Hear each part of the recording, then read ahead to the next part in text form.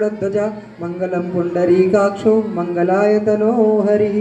ओम हरि ओम मंगलानां त्वा गणपतिगं हवामहे प्रियाणां त्वा प्रियपतिगं हवामहे निधीनां त्वा निधिपतिगं हवामहे वसो मम आहं जानि गर्भधमा त्वं जासि गर्भधम्मा। ओम स्वस्ति न इंद्रो वृद्धश्रवाः स्वस्ति नः पूषा विश्ववेदाः स्वस्ति नस्तारक्षो वरिष्ठनेमिः स्वस्ति नो बृहस्पतिर्दधातु। ठीक है, फिर वो अपनी जादू की टोकरी ले आइए। बड़ों से सीखनी होती, छोटों से भी सीखनी होती, कोई हेजिटेशन नहीं है। ये बात मुझे बहुत अच्छी लगती है, ये हमको भी सीखना चाहिए। सबसे पहले मैं चाहता हूँ कि ज्योतिमा मैम अपनी किस्मत को आजमाएंगी और वो चिट्ठी उठाएंगी। और कार्यक्रम का नाम है कि हम आपकी किस्मत आप चुनेंगे, हम आपसे यही सुनेंगे। हम और कार्यक्रम की अगली प्रस्तुति जादू की टोकरी इधर नहीं है और दूसरा नंबर है मैम का जाती है। वंदना मैम अपनी किस्मत को अपनी चिट्ठी के रूप में उठाएंगी और फिर क्या है उसमें हम सभी को बताएंगी। चलिए चिट्ठी खोला जाए, तब तक के लिए म्यूजिक। मैम खड़े हो जाइए, मैम प्लीज।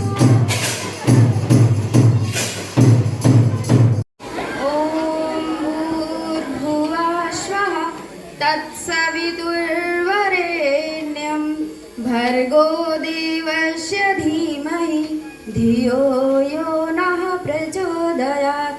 ॐ त्र्यम्बकं यजामहे सुगन्धिं पुष्टिवर्धनम् उर्वारुकमिव वन्दनाय मृत्योर्मोक्षयमामृतात्। एक कौवा था और एक चिड़िया थी, दोनों अच्छे मित्र थे। तो धीरे धीरे वो सोचे कि बिना कुछ किए हुए कुछ हमको खाने को नहीं मिलेगा। तो चिड़िया के मन में विचार आया, वो कौवे से बोली कि चलो हम खेती करते हैं। तो खेती करने के लिए दोनों के मन में विचार तो आया, लेकिन कौवा क्या था, वो बहुत आलसी था। इसीलिए आलस की वजह से वो कुछ करना नहीं चाहता था। तो फसल जब बोने की बात आई तो चिड़िया बोली, कौवे भाई चलो हम फसल को बोते हैं। तो कौवे ने कहा, आज मुझे बहुत तेज बुखार है, मैं फसल बोने नहीं जा सकता। चिड़िया बोली कि चलो कोई बात नहीं, मैं अकेली फसल बो देती हूँ। धीरे धीरे समय बीतता गया, फिर फसल की सिंचाई करना हुआ। तो चिड़िया बोली, कौवे भाई अब तो चलो फसल की सिंचाई कर लेते हैं। तो कौवा बोला कि नहीं, आज तो मेरे भाई की तबीयत खराब है और मुझे उनको देखने जाना है। चिड़िया फिर भी मान गई, वो कही चलो ठीक है, मैं अकेले ही खेत की सिंचाई कर लेती हूँ। समय और बीतता गया, फसल काटने का समय आ गया। तो चिड़िया बोली, कौवा भाई अब तो चलो हम फसल की कटाई कर ले। तो कौवा बोला, आज मैं नहीं जा सकता क्योंकि मेरी आज बहुत ज़्यादा ही तबीयत खराब है। तो चिड़िया अकेले ही फसल की सारी कटाई की। उसके बाद जब अनाज आया, अनाज लेने का टाइम, तो कौवा सोचा कि चिड़िया आज मुझे सारा आधा कर देगी उसमें से। तो चिड़िया भी चालाक थी क्योंकि वो समय आने पर ही बोली। वो बोली कि ठीक है, हम तो बंटवारा कर ही लेंगे। तो जो अनाज हुआ उसका ढेर जो था वो कम था और भूसे का ढेर ज़्यादा था। तो कौवे से बोली कि चिड़िया बोली कौवे से कि भाई कौन सा ढेर लेंगे आप, छोटा वाला या बड़ा वाला। तो कौवा बोला, सोचा थोड़ी देर और बोला, मुझे तो बड़ा ही ढेर चाहिए, और वो भी बिना किए हुए उन्होंने मांग लिया। तो चिड़िया बोली ठीक है, तो चलिए खेत में। वो गया तो चिड़िया जो अनाज का ढेर था वो तो छोटा था और भूसी का ढेर बड़ा था। तो उसने दिखाया उसका ढेर बड़ा था, तो कहा आप ये ले लीजिए। तो कौवे ने कहा क्यों, ये तो भूसी का ढेर है, ये अनाज नहीं है। तो चिड़िया बोली कि आप ही बड़ा ढेर मांगे थे और बिना किए हुए भी, तो उससे अब बड़ा ढेर मिल गया। इसलिए कहते हैं हमें बिना मेहनत का फल नहीं लेना चाहिए, क्योंकि फल की ज़्यादा चाह करने से हमें क्या मिलता है, फल नहीं अच्छा मिलता है। जो जैसा करेंगे वैसा ही मिलेगा। तो बिना मेहनत के फल अच्छा नहीं होता है, चाहे जो हो जाए। कि जिसके जीवन में कंजूसी मिली है, जिसके जीवन में कंजूसी मिली है, उसको केवल भूसी मिली है, उसको केवल भूसी मिली है। और अब इसको थोड़ा सा जैसे कौवे वाली स्टोरी सुना है, जब उसको प्यास लगती है तो वो कंकड़ डालता है, मटके में कंकड़ डालता है ना, सुना है ना सबने? यस और नो में आप जवाब देंगे, ना कि आप चिल्लाएंगे। ठीक, आराम से सुनिए, बहुत बेहतरीन है और अच्छा भी है। ठीक, तो जैसे जब कौवे को प्यास लगता है तो वो घड़ा देखता है, घड़े में पानी कम होता है, तो एक एक कंकड़ सिंगल सिंगल लेकर वो क्या करता है, घड़े में डालता है। किस लिए? ताकि पानी क्या हो, ऊपर आ जाए और उसकी प्यास बुझ जाए। तो जैसे आप लोग हैं, हम लोग आप लोग को जब पढ़ाते हैं क्लास में, तो आप लोग को पर डे होमवर्क दिया जाता है और पर डे कुछ ना कुछ चीज़ें बताई जाती हैं। तो वो चीज़, जैसे कौवे का घड़ा भर गया तभी तो उसने पानी पिया, उसकी प्यास बुझी, तो वैसे फाइनल में आप लोग का एग्जाम लिया जाता है। क्यों? और क्लास क्यों चलाया जाता है? इसलिए कि आप पर डे कुछ ना कुछ अपने दिमाग में पढ़ते रहिए ताकि एग्जाम टाइम जब आए तो आपका दिमाग मतलब मेमोरी जो हो वो फुल हो जाए और एग्जाम टाइम में आप सारे क्वेश्चन का जवाब अच्छे से दे सकें। तो उस कौवे से रिलेटेड आप लोग की ये स्टोरी इसलिए थी कि आप लोग उस कौवे के अकॉर्डिंग बने, ठीक, कि वो एक एक कंकड़ डालकर अपनी प्यास बुझा सकता है। तो क्यों ना हम एक एक क्वेश्चन रोज लर्न करके पेपर में अच्छा नंबर ला सकते हैं। ला सकते हैं कि नहीं ला सकते हैं? तो आज के बाद क्या करेंगे, रोज पढ़ेंगे कि पेपर वाले दिन से पढ़ेंगे? रोज पढ़ेंगे। Very good, thank you. बीणावादिनी वरदे वरदे, बीणावादिनी वरदे, काट अंध उर की बंधन स्तर, महाजननी ज्योतिर्मय निर्झर।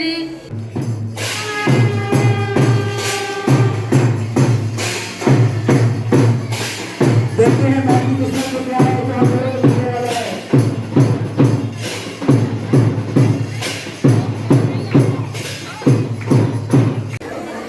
मैम की कितनी गंभीर परीक्षा है। मैम जितना सीरियस है, जितना गंभीर है, जितना स्ट्रिक्ट है और जितना डिसिप्लिन को मेंटेन करने के लिए बहुत एक्टिव रहती है, उसका विपरीत वाला मैम को मिल गया, अपोजिट मिल गया है। तो अभी आपकी परीक्षा हुई है, अब आपके मैम की परीक्षा है। देखते हैं कितना मैम खरी उतरती है। कुछ हंसाने का काम मैम कर पाएंगी कि नहीं कर पाएंगी, एक बार देखते हैं। देखो, अगर शांत रहोगे तो अच्छा लगेगा। बच्चे कितनी मेहनत किए हैं, ठीक है, हम टीचर्स के लिए और आप लोग के लिए भी, ठीक है। तो सबसे पहले आप शांत होकर के आराम से सुनिए कि कौन क्या कह रहा है। तो मेरे चिट में तो आया था जोक्स, जो कि मेरे नेचर के बिल्कुल अपोजिट है। तो उसके लिए मैं सॉरी सबसे पहले बोलूँगी, क्योंकि मुझे जोक्स ज़्यादा नहीं आते, ज़्यादा क्या मुझे आता ही नहीं है, ठीक है। तो मैं आप लोगों को कुछ मोटिवेशनल थॉट्स या कुछ ऐसे एक्सप्लेन कर दे रही हूँ। जैसे एक थॉट है, आप लोगों ने सुना भी होगा, नॉर्मली सब लोग सुने हैं कि knowledge is most powerful weapon. मतलब कि जो ज्ञान है वो सबसे बड़ा हथियार है। तो हम ज्ञान के बल पे ही दुनिया में कुछ भी हासिल कर सकते हैं। चाहे तो ज्ञान के बल पे ही हम दुनिया में कुछ भी हासिल कर सकते हैं। एक ये है, कुछ मैं आपको सुपर स्टेंशन का मतलब पता है? मतलब होता है अंधविश्वास। आप सुबह में जो आपका वो सर प्लेस करवाते हैं, उसमें आपने उसमें एक चीज़ बताई जाती है कि परंपराओं को आप उतना ही पालन करिए जितना ज़रूरी है। को सुपर स्टेंशन के बारे में जो आप मॉर्निंग में करते हो, प्लेस में कहते हो कि परंपराओं को आप उतना ही पालन करिए जितना ज़रूरी है, मैं उसके बारे में आपको थोड़ा सा बताना चाहूँगी। जैसे अभी लास्ट संडे को ग्रहण लगा था ना, तो आप लोगों ने अपनी फैमिली में देखा होगा, जो आपके मम्मी है, दादी है, बाबा है, जो भी आपके फैमिली मेंबर रहेंगे, उसके साथ से बहुत सारी चीज़ें उन्होंने कहा होगा कि ग्रहण है, आप खाना मत खाइए, और मतलब उसमें आप घर से बाहर मत निकलिए। बहुत सारी चीज़ों को, परंपराओं को उन्होंने फॉलो करने के लिए आपको कहा होगा, है ना, कि सूतक काल लग गया, उसके बाद आप भी खाना मत खाइए। देखो, साइलेंट हो जाओ तो भी सुनने का मजा आएगा, और नहीं तो नहीं आएगा, क्योंकि एक अच्छी चीज़ मैं बता रही हूँ। ऐसा जो ग्रहण लगता है, हम लोगों ने यही सुना है कि इसमें भगवान के ऊपर कष्ट होता है। यही तो सुना है, मम्मी दादी यही बताती, लेकिन ऐसा कुछ भी नहीं होता है। ग्रहण क्या होता है वो आप नहीं जानते, मैं बता रही हूँ, छोटे बच्चे नहीं जानते लेकिन बड़े वाले सारे लोग जानते होंगे, उनके सब्जेक्ट में भी होगा। उसमें क्या होता है कि सूर्य, पृथ्वी और चंद्रमा, मतलब जैसे क्या होता है कि इधर लाइट, जब किसी तरफ से लाइट पड़ती है और उसके बीच में एक अवरोध आ जाता है, यानी बैरियर आ जाता है, तो क्या होता है, लाइट दूसरी साइड नहीं जा पाती, तो उस साइड क्या रहता है, अंधेरा ही तो रहता है। सेम कंडीशन ग्रहण में भी होता है।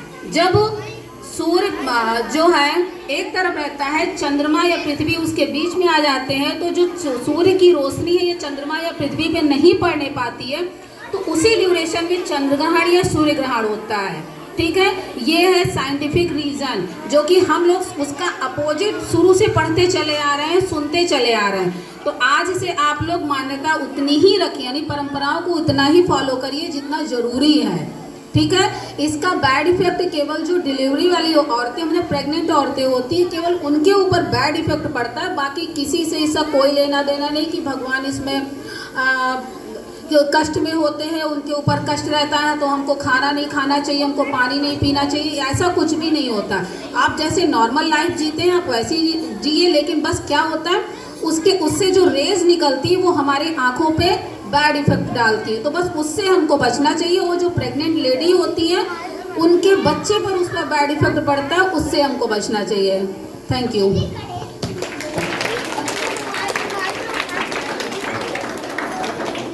यही कहते हैं न जाने किस लोक में खोए हुए हैं हम, इसीलिए बहुत दिनों से रोए हुए हैं हम, पता नहीं क्या हो गया है। मैं इधर बुला रहा हूँ, सुनिए। आपको पता है ये वाला जो मंत्र है, ये मंत्र हमने चुरा लिया है। चुराया कि नहीं चुराया? चुराया नहीं है, उनको ऑफर कर दिया गया है। तो ये वाली चिट्ठी उनके हिस्से की हो गई। एक बार जो चिट्ठी निकल गई, मान लो एक बार जो गाना गाया गया वही बार बार सुनाएंगे, अच्छा लगेगा क्या? नहीं। तो मैम लोग दूसरा अवसर देते हैं, चिट्ठी दोबारा से मैम के पास लाई जाए और मैम एक बार दोबारा से अपनी किस्मत आजमाएंगी, देखते हैं मैम की किस्मत में क्या है। म्यूजिक आइए, चिट्ठी लेके आइए। Music music music.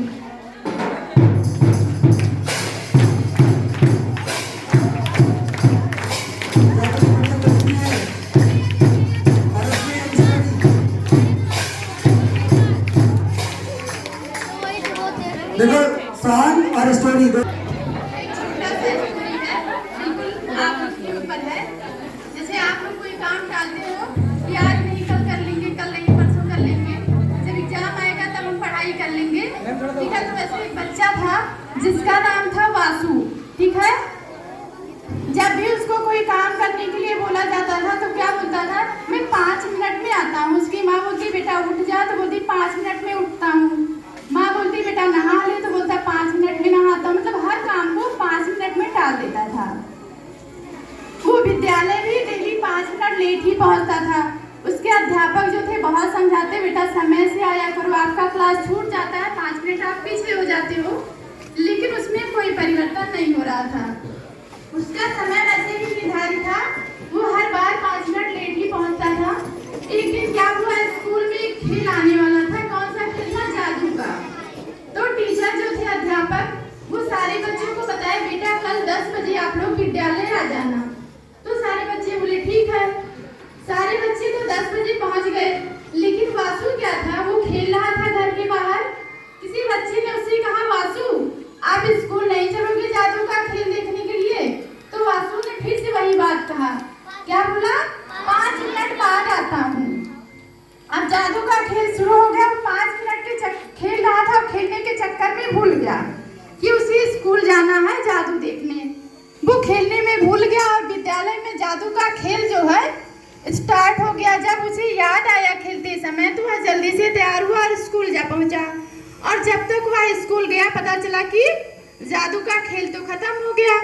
सारे बच्चे उस जादू के बारे में बात करें जो पहुंच गए थे स्कूल, वो उस बारे में बात करते हुए और प्रसन्नता के साथ जा रहे थे कि आज तो बहुत मजा आया, बहुत अच्छा लगा ये खेल देख के। और वासु गेट के पास खड़ा रह के चुपचाप सुन रहा था। तब उसको बड़ा कष्ट हुआ, वह उदास हुआ कि शायद आज मेरी सबसे बड़ी गलती थी जो मैं इस जादू का खेल नहीं देख पाया, केवल इसी वजह से कि मैं 5 मिनट यहाँ लेट पहुँचा हूँ। फिर से उसने वही तय किया कि अब मैं ऐसा कभी नहीं करूँगा जो कार्य जिस समय के लिए निर्धारित किया गया है उस कार्य को उसी समय पे हम करेंगे। हम कभी भी 5 मिनट, 2 मिनट, 10 मिनट लेट नहीं करेंगे, ठीक है। हर किसी कार्य के लिए एक पल का समय ही काफ़ी होता है, तो हमें किसी भी समय को, किसी भी कार्य को समय पे नहीं टालना चाहिए। जो कार्य जिस समय के लिए निश्चित किया गया है उस समय करना चाहिए। इस स्टोरी से आप लोग को क्या सीख मिली? समय का सदुपयोग। हमें समय का सदुपयोग करना है, उसे खेल में नहीं बर्बाद करना है।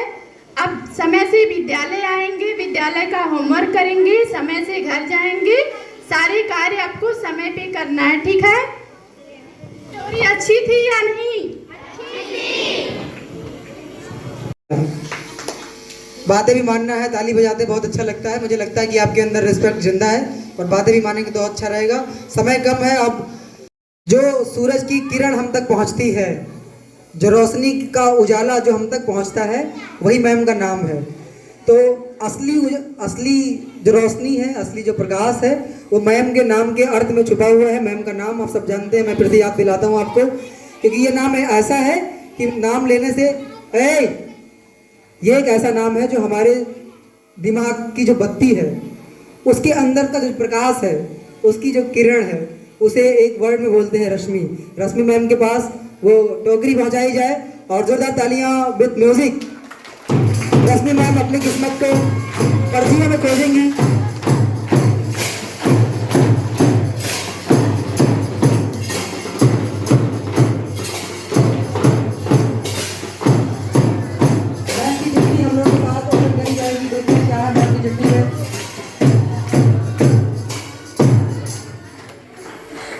क्या लिखा है?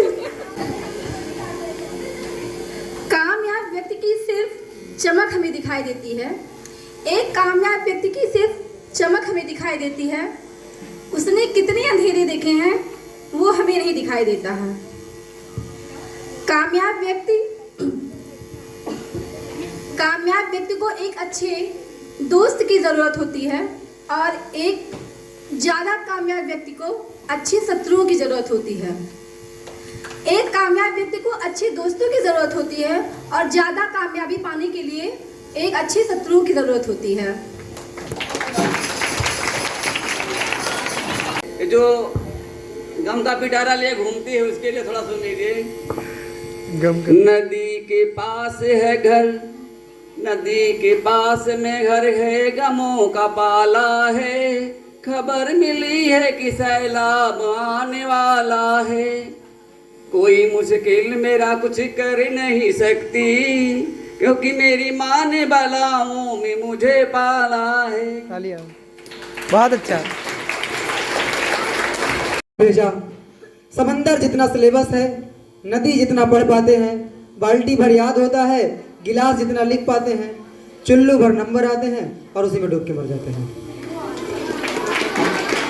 अध्यापक ने भी एसएमएस लिखा, अध्यापक ने भी एसएमएस लिखा, मुझे तुम जैसा कोई चुल्लू में डूब के मरता नहीं दिखा। चुल्लू के मुहावरे का मजाक बनाते हो, गिलास भर नंबर के आगे हमारे आगे रिरियाते हो, बाल्टी भर अपमान को भिजाते हो, नदी जितना बेशर्मी दिखाते हो और बाहर निकलते ही आकाश भर ठहाके लगाते हो। अध्यापक ने भी एसएमएस को कर दिया सेंड और अपने अध्यापक साथी से बोले फ्रेंड, ये चुल्लू वाला तो हमें उल्लू बनाता है, लेकिन नुकसान उसका होता है जो अवसाद में आकर, डिप्रेशन में आकर अपने प्राण गंवाता है। मम्मी पापा करते हैं जरूरत से ज्यादा उम्मीद, बच्चा हो जाता है व्यर्थ में शहीद। ऐसा तो हरगिज हरगिज हरगिज हरगिज हरगिज न हो। इस अध्यापक के समर्थन में तुम भी तो कुछ कहो, कहो। तालियां।